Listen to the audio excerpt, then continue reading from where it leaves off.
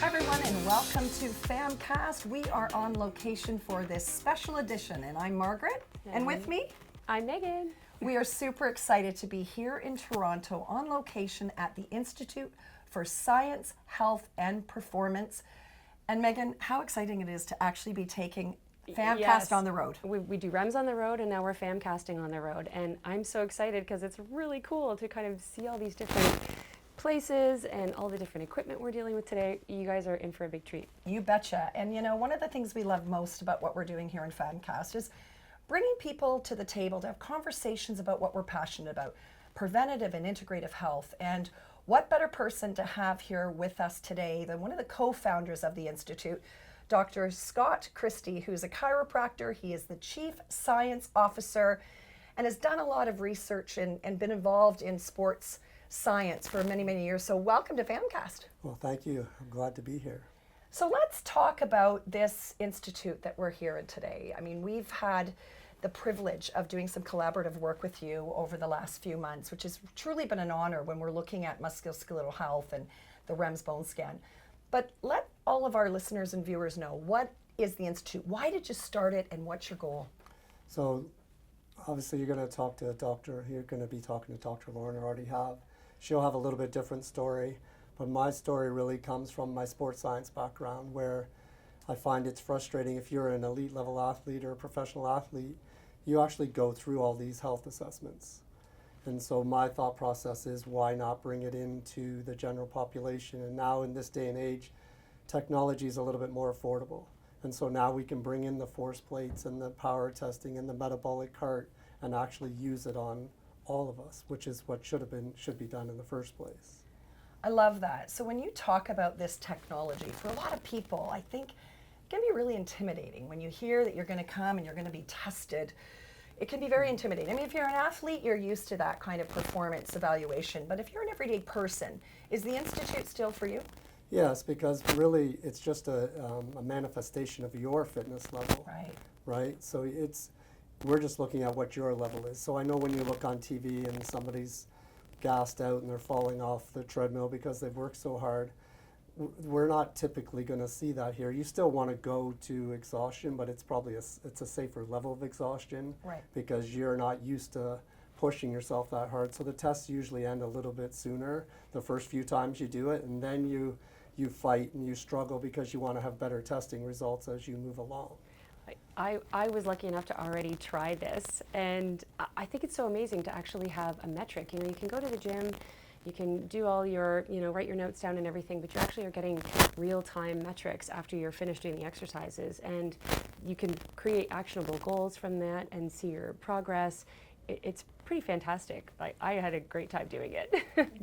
Yeah, so let's talk about some of the technology. I mean, I know this could be a podcast all on its own. I recognize that. But when you're looking at new technology, let's talk about what the Institute, what kind of technology you're looking to bring in, and what are the populations? How is it being used to help improve performance, or, which we love and what this podcast is all about, prevent illness from happening, or prevent falls or fractures from happening. So where do you start with that? Where do you begin? With the technology that we have, where we actually we have different streams, right? Right. But basically, let's just put it in two to simplify it for the podcast. What you're looking at is we have a bunch of technology, or different pieces of technology, that will look at your strength, your power, your acceleration, your balance, and your gait, like how well you walk. Right. So really that's going to be your performance from a muscular standpoint. The other side of the coin is metabolic. Right. And so the metabolic stuff has to do with how do you metabolize carbohydrates, how you metabolize fat, which gives us an indication of your overall cellular health in your body while you're at rest. We take a look at body fat measurements, and everybody's really concerned about their body fat percentage, but really what I need from it is how much lean muscle mass do you have. Right. Okay, that's what I look at. Okay, and I want to stop you right there, because I couldn't, the kinesiology background in me can't. This fires me up, and I think we do live in a culture where we're focused on the way we look, and we think about losing weight and losing fat. Yes. Why is lean muscle so important? Can you answer that before we go any further? Because it's so critical for so many aspects of health and well-being. Why is lean muscle so important? So when we look at it, obviously the brain is responsible for moving, for getting the muscles to fire so to move the body, but without the muscles you can't move the joints or the bones, Right. right? And then that kind of ties into what you guys do a little bit with your other businesses. These muscles are tugging and pulling on the bones, so now you're also developing into, you're getting bone health. Yes. So when you're looking at the importance of muscle mass, it's really going to be how well can you function in everyday life, or if you're an athletic weekend warrior, or if you're somebody that's more consistent. The amount of muscle mass you have can be trained to become more powerful, can be trained to balance you better, can be trained to get you up off the toilet. When so you're that 90 keep years your, old. Keep your independence. Yes, yes. So that, you know, I love to refer to it, and so do many people, at functional fitness. Yes. You know, but looking at, and what I love what you're doing here at the Institute is that you're looking at it from a preventative lens. So, you know, let's get you in here early. Let's have, as Megan said, some metrics and an evaluation, and then we can create treatment plans, whether that's nutrition, whether that's, you know, weight-bearing exercises or resistance training, or whether it's metabolic health, hormones, and all of the things, then people can actually feel empowered to be the CEO of their health. And that's what this podcast is all about. Yes. So when we talk about the technology then, so let's talk a little bit. We had Megan, as well as one of your lovely clients, come in and demonstrate for us. So the first thing that we looked at was metabolic health, as you referred to. Yes. So what was that mask? I mean, I certainly know what it is, but tell everybody what that mask is and why that is and what she was doing on the treadmill. So basically, when you look in a lab setting, you'll see people that throw the mask on and they have this big tube that comes around and is hooked up to a machine. Those are like $50,000 to $100,000 machines. What I was looking for was a machine that's more affordable and portable. Right. Okay, but still measures oxygen and carbon dioxide. So a lot of the technology out there is either too expensive or it only measures oxygen. Right. And so we chose a machine that could give us the ability to measure how people burn carbohydrates and how they burn fat. So without the CO2 sensor, all you're going to get is oxygen utilization. Right. It's still useful information to look at somebody's VO2 max, right? Of Because course. that is related to morbidity and mortality. Right. So that's what that's all about, and we do two different tests with it. One where you just sit in a chair or lie on a table, and we do your resting metabolic rate. So what's it like when you're awake but not doing anything? Right. From there, we can do whatever you want with it. If it's a weight loss program, weight maintenance, weight gain, or just overall improve your health, just to try and make sure your cellular body is burning more fat at rest than it is carbohydrates. The other one is the active test. So what does your body do with those oxygen and carbon dioxide, and as you actually start to increase your intensity level, so when you're walking outside lifting the garbage can, what's your metabolism like at that point? And it just puts a picture together. Right. I just wanted to ask a quick question of you. There's a kind of a buzzword right now, biohacking. Yes. So would we consider this as falling into biohacking territory? Yes. And so, you know, what's really great about that is Marg and I are always talking about generational conversations with regard to bone health. But this in general, I mean, you know, we've seen you've got quite young people in here doing lots of different things, which we'll get into in other segments. But it's not just for biohacking. You know, there's those people who want to biohack. They really want to optimize everything. But there's also people who have just kind of a baseline that they need to be, you know, keeping. So I think it's really great that you're offering so many different options to people who from all walks of life. It's not just for biohackers or young kids or, you know, seniors. It's for everybody, and I think that's why it's a good synergy for us as well. So Yes. Yes. yeah. So grip strength. Good. You know, people take it for granted, right? Yeah. We all assume we have grip strength. But the aging process can be unkind. Yeah. And so why is grip strength so important, and why do you do grip strength testing? So when you look at academic research, you try and look for tests that can give you an overall indication of maybe fall risk or your morbidity and your mortality. Yeah. So when you actually look at grip strength and overall health, there seems to be a correlation and a cutoff point. So you need to be able to, like, for example, it depends on the research article, but they're all pretty close. You need to be able to squeeze like more than 35 kilograms. And if you can, that kind of gives you an indication of how much muscle mass you have.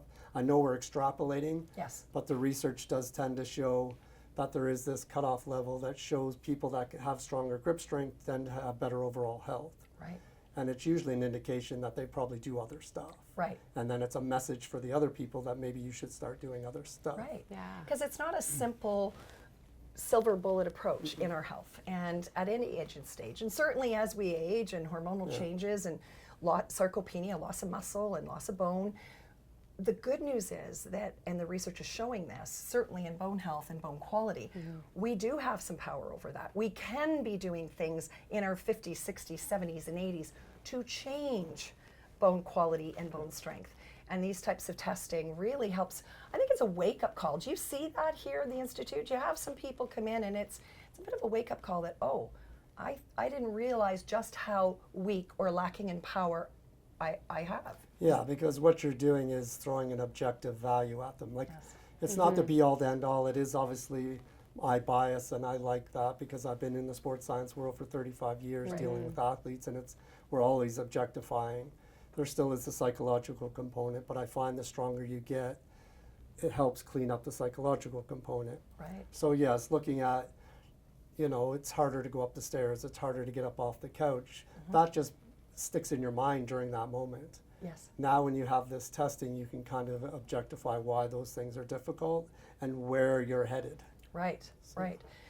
So similar to bone and muscle we can lose, proprioception and balance is so critically important at all ages and stages, and certainly from a preventative lens when we're thinking about falls and fractures. Yeah. Tell us about the force plate. What is the force plate? There were sort of different things that Megan did on the force plate, as well as another client, Arlene, that we're seeing. Let's talk about the force plate and balance, for example. What are you examining there? So on the force plate, what we're looking for is really two different things. We're looking for how much do you move around while you're balancing, and then how fast do you correct yourself. So those are the two different parameters that we're looking at. And from there, that kind of gives you a message on, okay, you can work on balance itself, but maybe you need to have a little bit of strength.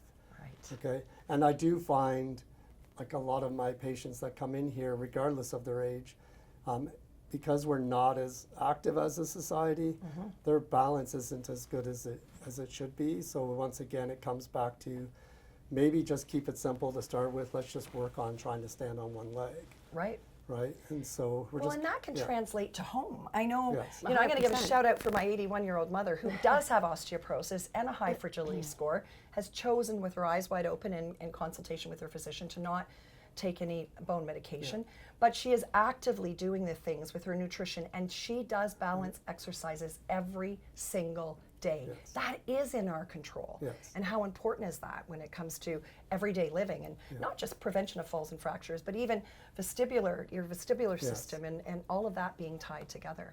Yeah, and so the force plate would be one picture of, if you're looking at fall risk, right, and overall health, you want to look at balance. Right. You want to look at somebody's power, Right. Because as we age, I'll try not to get too scientific, but we have different muscle fiber types in the body. Yes. The largest muscle fiber types are the ones that actually disappear the quickest, and they're the ones involved in how quick you move, how fast you move, how fast you can correct Recover. Yeah. and go to a movement.